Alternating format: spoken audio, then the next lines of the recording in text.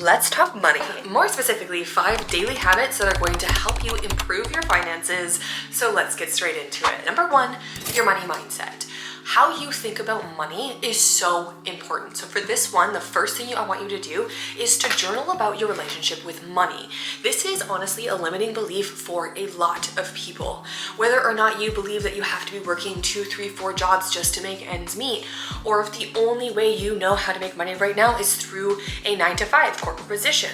That's how society has raised us to be. But if you think about all the people who do have a lot of wealth, any millionaire, they get money from so many different places that you have to start understanding how you think about money and other ways to make money, which we'll get to. So if each morning you can journal about your money mindset, you can write down affirmations about money that can help you kind of unblock the ways that you think about money or why you might not have enough.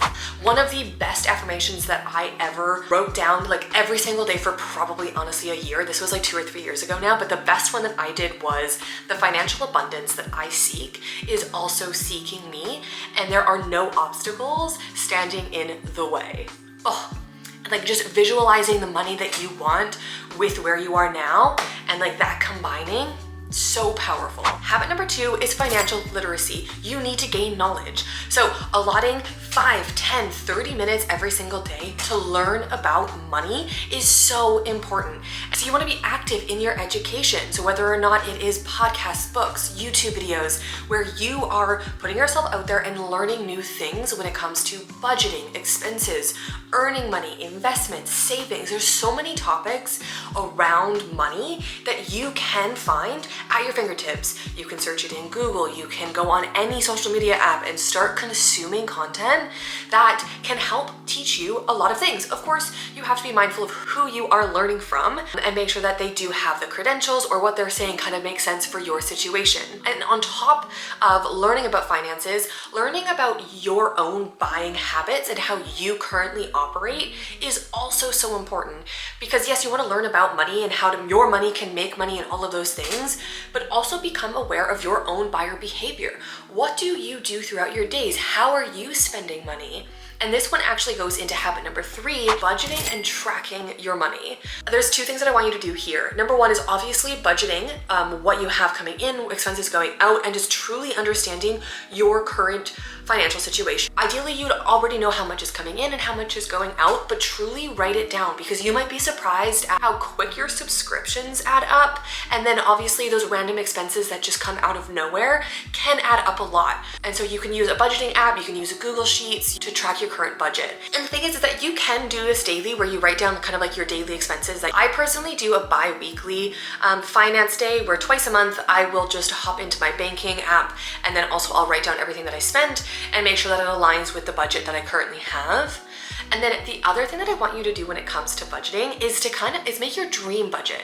Play around with the idea of, if you had your dream budget, what are the things that you would love to have in your day, your week? What would you want to spend money on a regular basis? Whether it's spa days, travel, clothing, different apartment, home, like dream big. And make in that same tracker, that budgeting list, make another tab and have it like your dream budget. Play around with money. See what it would look like if you just had endless amounts of money, and get excited about that. Because if you actually write down like your dream budget, what you would love to spend month to month to month. Habit number 4 is automate. And so this one is, I want you to automate as much as you can. So all of your bills, try to automate it so that it goes out without you even thinking about it, because then you won't miss payments. There won't be that like panic of like, oh my gosh, I didn't pay that bill, I'm now late, I got charged a late fee, and then you have to panic, and then that just is irritating and frustrating, right? So if you automate it, that just removes that headache from ever happening. And then the other side is to automate your savings. Even if you're just starting out with like $5 a week, to automate off of every paycheck, have $5 go into a separate account, and you aren't even going to miss that money. It's just going to go away. Eventually you can increase it to $25 or $100 a paycheck, and eventually it'll just incrementally grow, and your savings account is just automatically going to increase because you've automated it. It takes away the thought process and the overthinking of like, can I put that money over here, or do I want to put it over there, or where should I? Just decide, and this could be a month-to-month thing. Check what your automations are, go in and be like, hey, I need to switch up my automations and they're gonna go to different accounts this month. And then you're just going to be able to let your money go where it needs to go, and you're not gonna have to overthink it constantly. Habit number 5 is to increase your daily income activities. What are you doing throughout your day to make your money? And obviously, yes, you have a 9-to-5, a corporate position, you clock in, clock out, you get a paycheck. But there are so many extra things or other things that you can do throughout your day-to-day that are going to help you make more money. And so you can think about any side businesses that you can start. You can DoorDash, skip the dishes on certain days of the week. You can sell items in your house that you currently don't need anymore, and you can throw them up on Facebook Marketplace and try to make 50 to 100 bucks there. Any of the side businesses, so there's digital products, there's content creation, or even freelancing. You have a skill set that you can monetize online, you probably do. And so there are so many things that you can do when it comes to just opening up more avenues for you to make money. And of course, these are not going to make tens of thousands of dollars a month.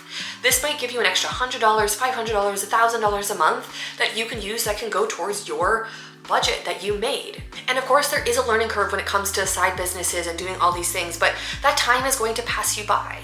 So if you can actively set time aside, and that's going to be your income activities, you're going to set an hour here to work on this digital product business or this freelancing business, or maybe every Saturday you go out and DoorDash and you make X amount of dollars. So that is everything that I have for you in this video. If you enjoyed it, please hit like. You can also subscribe so you don't miss any of my videos.